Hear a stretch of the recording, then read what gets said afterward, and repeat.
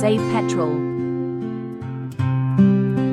जैसा कि माननीय प्रधानमंत्री मोदी ने कहा है, ऊर्जा की बचत ही देश की प्रगति है, तो आइए जानते हैं कि पेट्रोल कैसे बचाया जाए।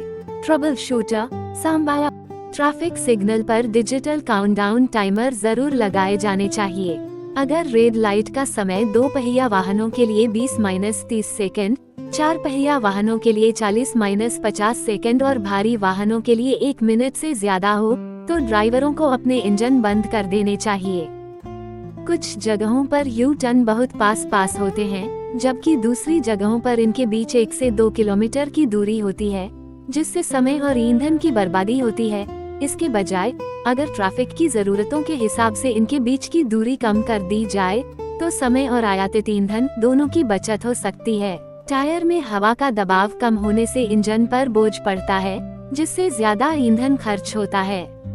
इसलिए हर हफ्ते निर्माता द्वारा बताए गए टायर प्रेशर को बनाए रखें।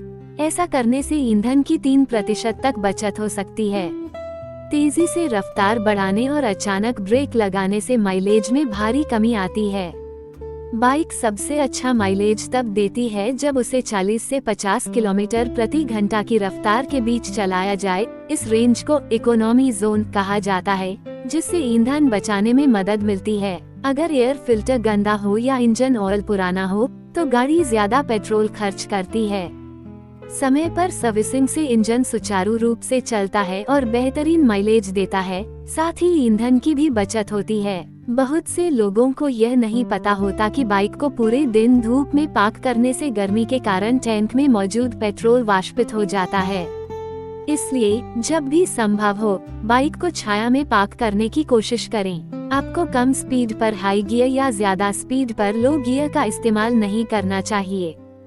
सही स्पीड के लिए सही गियर का इस्तेमाल करना जरूरी है, वरना आपका बहुत सारा पेट्रोल जरूर बर्बाद होगा। ऑफिस और कॉरिडोर में फ्लेक्सिबल टाइमिंग, क्योंकि हर कोई सुबह 9 बजे ऑफिस जाता है और शाम 6 बजे घर लौटता है, इसलिए पीक आवर्स में ट्रैफिक जाम लग जाता है, जिससे लाखों लीटर पेट्रोल बर्बाद होता है। अगर सरकारी और प्राइवेट संस्थाओं में ऑफिस के समय को अलग अलग किया जाए, जैसे एक बैच सुबह 8 बजे, दूसरा 9 बजे और तीसरा 10 बजे शुरू हो, तो सड़कों पर ट्रैफिक जाम आधे से भी कम हो जाएगा और पेट्रोल की भी बचत होगी।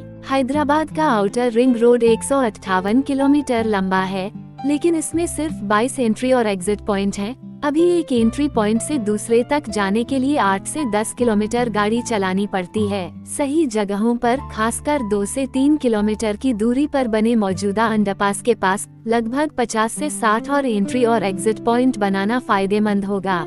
इन अंडरपास वाली जगहों पर रैंप या गाड़ी उठाने वाले पुल जैसे अपार्टमेंट कॉम्प्लेक्स में इस्तेमाल होते हैं की व्यवस्था होनी चाहिए। ऐसा करने से समय की बचत होगी और आयातित पेट्रोल की भी बचत होगी। ऐसा करने से हम आयातित पेट्रोल पर कम से कम 10% की बचत कर सकते हैं। अगर इसी मॉडल को पूरे देश में लागू किया जाए, तो देश पर ईंधन आयात का बोझ काफी कम हो जाएगा, जैसा कि प्रधानमंत्री मोदी का विजन है, और रुपये की कीमत भी बढ़ेगी।